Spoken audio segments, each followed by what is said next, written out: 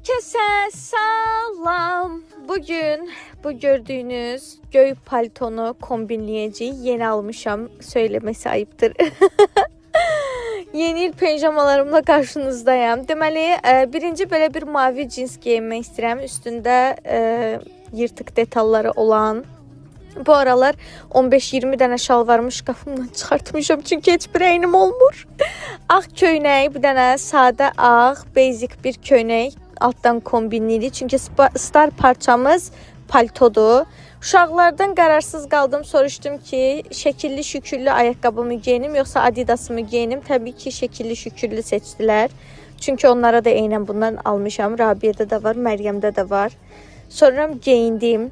Daha sonra gözlüyün görməyinirəm, özümün yadından çıxdı. Hələ burada ayaqqabı geyinməklə məşğulam. Arkadaşlar, cöbüşüm biraz çıxdığı üçün paltarlarımın çoxsu əynim